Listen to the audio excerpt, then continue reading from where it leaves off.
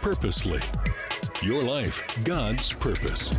Listen at onpurposely.com. Hello, everyone, and welcome to the Gospel Tech Podcast. My name is Nathan Sutherland, and this podcast is dedicated to helping families love God and use tech. Today, we are joined by a special guest, adding on to a special episode of our Analog Adventure series, my father. Welcome, Greg Sutherland. Hi, Nathan. It's good to be here. It's the only time you hear me use his first name, by the way. So, little context. My dad and I are on a road trip for work. You joined the party bus this week for travel in Eastern Washington. I did. We're in Walla Walla and loving it. Beautiful out here. Yeah, it is. It's incredible. We got caught in a bit of a squall. It snowed last night in the foothills, so we can see the Blue Mountains from here. It's gorgeous, and doing some talks at a church. So tonight we've got workshop number 2. But I brought Dad on because when we're talking analog adventures, when we're talking raising kids in a tech world, like this man and my mother were at the forefront of this because, well, they raised me, Mr. I want to use tech for hope. Like I am the what would you call it? The exemplar of the child turning to technology to feel good. So I want to ask you a couple questions today. A little context, Dad. Last 3, I'm assuming, of course, you've heard them, but for the listeners, then I'll say this. The last 3 episodes were a running through of how do we create fun at the pace of real life. And I talked about, last one was sports and getting out in nature, and the previous one was, can I do this? Board games and something else important. And the one before that was reading and making adventures on your own in that way. I'm sorry, guys. I should have had those in front of me, but I don't. And we're going to keep rolling. With that, then, we're going to have a conversation about what does it look like? What was it like for you guys? Because you made some intentional steps with tech.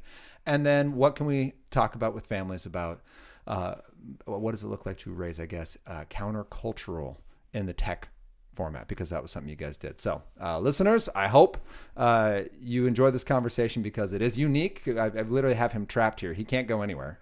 We're stuck for another full day. So I'm excited to have you guys hear from him and get this conversation going. So with no further ado, let's get this conversation started.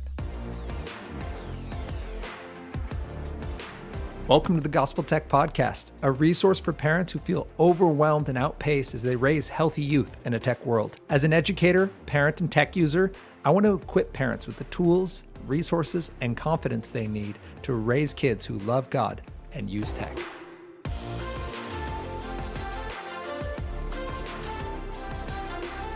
Thank you to everyone who's helped make this podcast possible. Thank you for listening, for liking, for sharing, and subscribing so you don't miss any of that new content. And thank you for just being a part of today's conversation. Speaking of today's conversation, we've got my dad here. We have a man who's a father of 5. What was that process like? Why did they make the decisions they made? Dad, why don't you take us back to this idea we kind of were kicking around before this.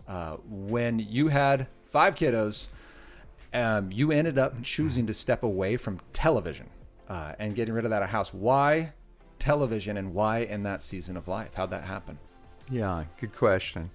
Mom and my wife is Raylene. I'm going to refer to her as Mom here fair. On behalf of our 5 children. Nathan was about 5, and we decided, Raylene and I decided we're going to go on just a short vacation. It was an orthodontic seminar, and it was in the Orcas Islands. So we decided that we'd attend this and see if we could learn. Well, one of the sessions was on parenting, and we didn't have it really planned to go, but I said, well, it's kind of rainy out. Let's go see what's at least at the seminar. So at the seminar, the leader was talking about removing TV, and he did it because he said that when you look at a TV set, it kind of flashes at you, and that draws your attention to it. And we always thought if the kids were attentive to TV, that was helping their, be able to focus and keep longer attention. Yeah. Okay. And in fact, it was just the opposite. And he said, if you really want your kids to learn well, get them away from the TV and have them start listening to reading or reading themselves.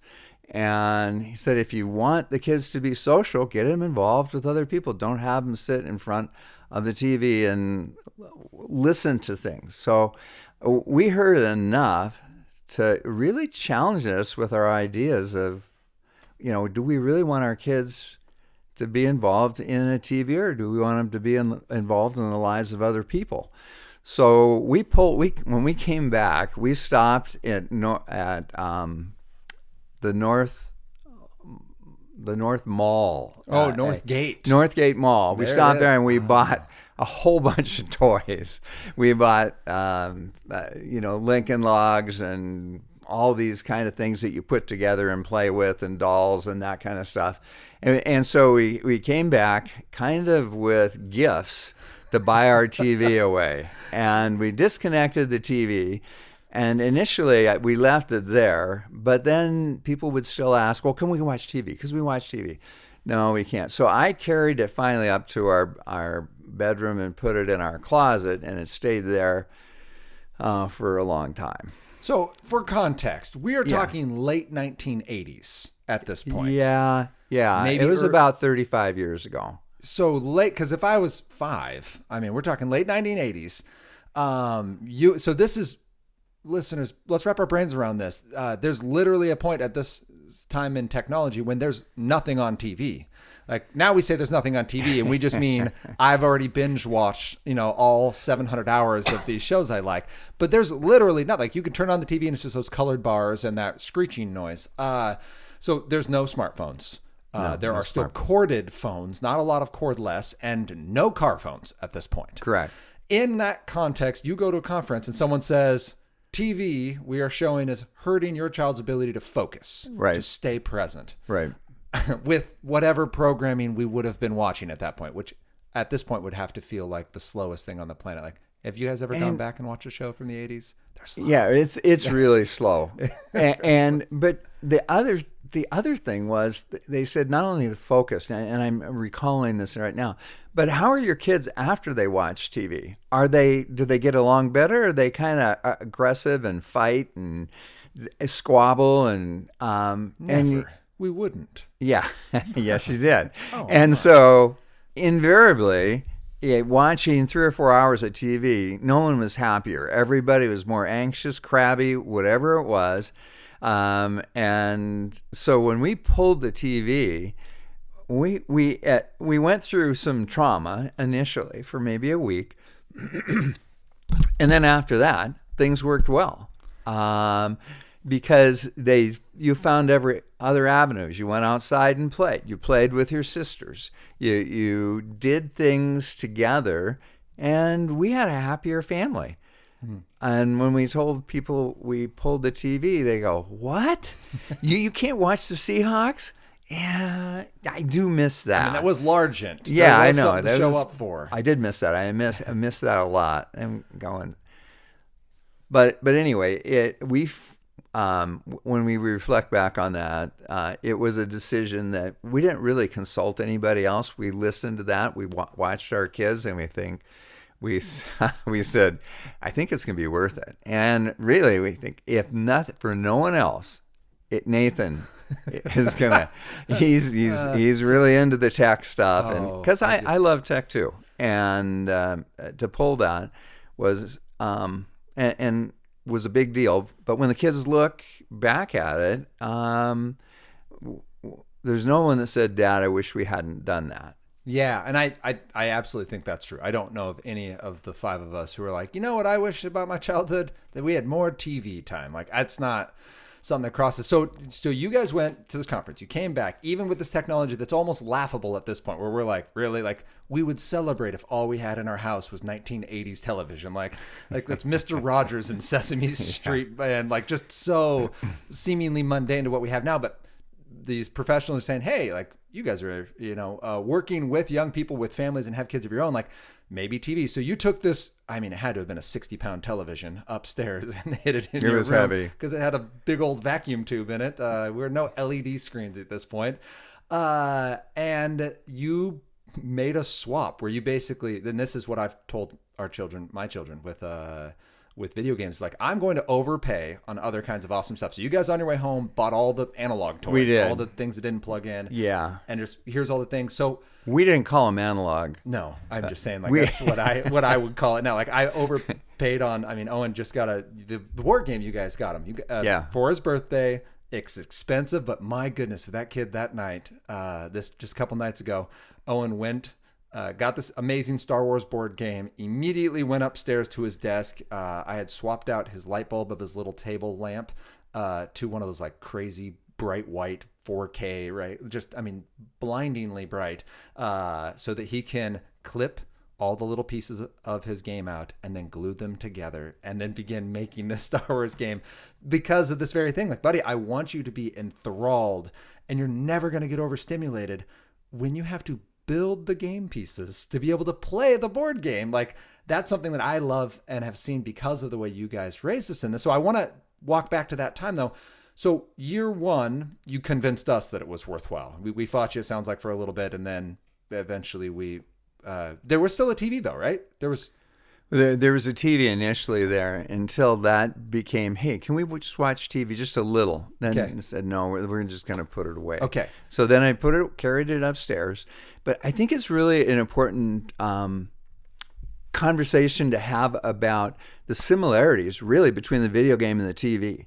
It was not the programming, it was the process. See, the process of being involved in anything technical that draws you into it doesn't allow you to be focused on anything else. Yeah. So the people went away in the process of watching TV. But that's not true when you take it away. Then the people become more important. So the programming, you can have really good programming, or you can have mundane programming, or you can have a programming that's just terrible. But in the midst of all that, you're still engaged in the TV and not in the people. And so the best programming isn't a difference. So really. you're saying it doesn't matter necessarily what you're watching. It doesn't matter what you're watching. It's the fact that you're engaged with that rather than other people.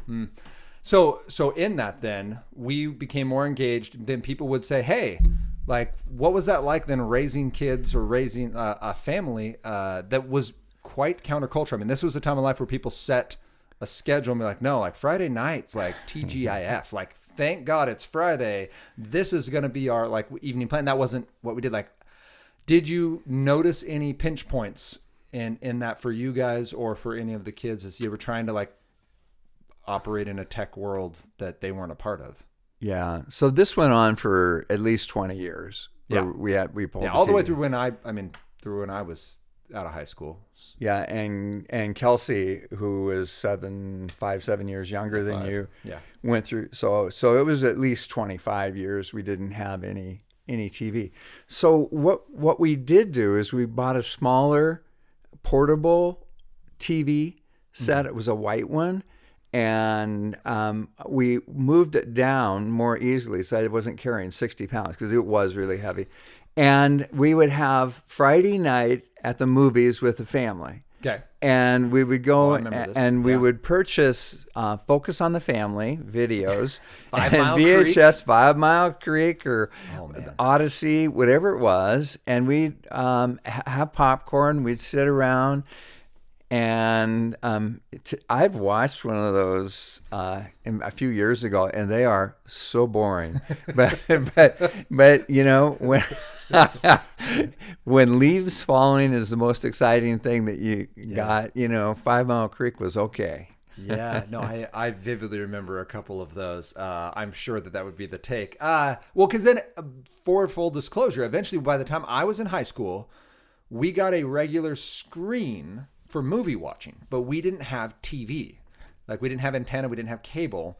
Because I remember, like, we played Nintendo 64 like in high school. Yeah, like we played Bond and we played, but like that was this is a video game. You're gonna do this with people, and then like it gets shut down and you go along your way. So this wasn't no tech, but I think the low tech would definitely be part of the description. So did we ever have pushback, like when people came over? Like if we had Yeah, I think we had enough games. We had foosball, we had ping pong, we had basketball outside, we had croquet if it was nice. We had, and then I got into the remote control cars for the kids. It is nice and that you're I a bit had- of like a tech gearhead in that way. Yeah, so I got things that would be fun. And, in the summer we had a pool. And so, so there was stuff that you could do and still engage people, but not get hung up on just sitting in front of the TV and watching stuff. Yeah, I just, as you were talking about part of that, I remembered, what was the thing with me and the TV? I was trying to turn it on. Yeah. Was I, what was it, 3, 2? Yeah, you were about 3. Yeah, and I was making the choice knowing I was getting in trouble, as I recall. I Yeah. mean, I recall this from being told this, not because I remember the actual experience. Yeah. I That's- remember it. Yeah, you remember it. No. Yeah, no, I think that that idea is that I see that in my own children, of this idea of like sometimes the temptation is just too great. You say no. The general overview, everyone, of the story, as I recall, correct me if I'm wrong, you told me not to turn on the TV. I looked at the TV. You warned me to not look at the TV, and I turned away and just reached to turn on the TV anyway. Is that roughly accurate? That's roughly accurate, but you were crying too because you knew you would probably enter SWAT-land. And so I'm going to do it. I already regret it, but I'm still doing it. I don't regret it enough to stop. That I'm just going, feel like Nathan, you don't want to do that. But he basically the did. next So couple decades it was of my that. life. That's the reason we moved the TV. Yeah. Yeah. There it is. Because it was just too much of a temptation to have it in front of us.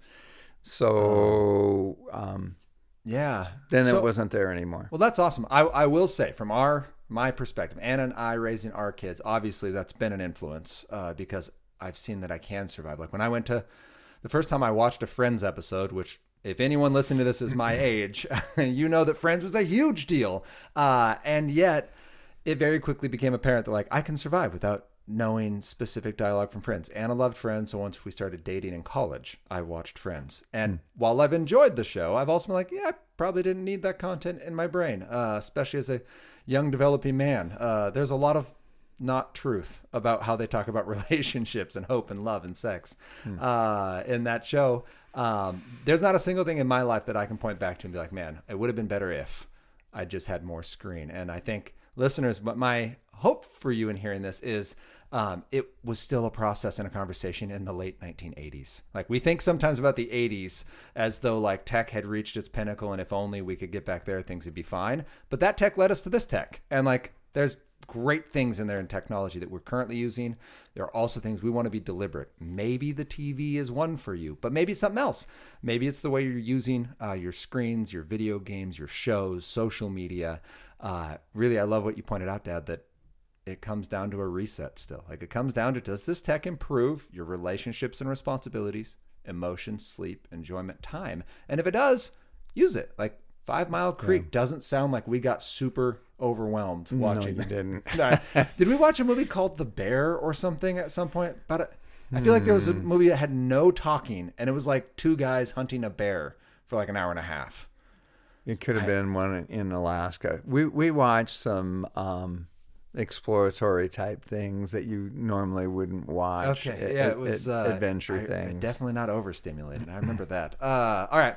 Well, thank you. Any closing thoughts for families, parents, either the people with young kiddos or people who are kind of entering this conversation on their own, for maybe an encouragement or anything to go by?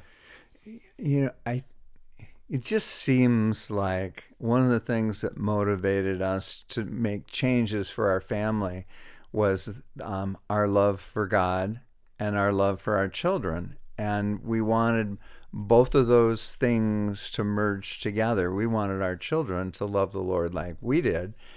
At the same time, it didn't seem like the things that the programming was necessarily doing that. We didn't see it as a great distraction, but we saw the TV itself. The kids just weren't doing well after they watched TV for a couple hours. They'd be crabby and not get along, and it'd take almost the rest of the day for them to settle down. So it just seemed to us that we needed to do something. And when you look at your kiddos and you say, man, when we do this or this, they are better or worse, then you kind of gravitate towards the better. And I think using just some common sense, and also begin to pray about it, because God will put on your heart what you should or shouldn't do, and then you have to move forward in it. But it's not a give up, it's a gain. When your kids are better, and like all 5 of our children, we love them, and you know, even through the teenage years, we love them. And they loved us, and we always tried to do the best for them, even if they didn't see it. I would say, I remember a time that I asked our daughter not to see this guy and to have 30 days without talking to him or seeing him. And I said, you know, we love you and we want the best for you. And we don't think he's the best for you. So we're going to ask you, and we're going to call in our friends and ask them to pray. And it was on, it was on the 30th day that she saw what we saw. And, you know, that was a big deal. Yeah. And so surrounding children with prayer, like, this is more than just getting our tech right. It's getting our love for our kids right, and putting that first and foremost. Yeah, thanks for sharing that. Yeah. And listeners, my hope for you in hearing this is, we just got to peel back the curtain a little bit and hear what is it like to raise 5 kiddos in what we used to think was a perfect tech world. It wasn't. Guess what? We still needed Jesus. And it's not perfect parenting that has led anyone to a better existence. It is loving parenting, people who go to the Lord for us. And thank you, Dad, for doing that. And if Mom were here, Mom, if you're listening to this, thank you for praying for us and for loving us. And thanks, Dad, for this time. She's a wonderful wife. She's an amazing woman. I wonder if we can get her on here sometime. Oh my, that's a goal. Listeners, if you have any questions, you can reach out to me, Nathan@gospeltech.net. You can find us at Love God Use Tech on Instagram and Facebook. You can share this with others if it was encouraging and helpful. And please go this week, pray about the tech your family uses, and think about what does it look like to love your kid well where they're at. And then join us next week as we continue this conversation about how we can love God and use tech.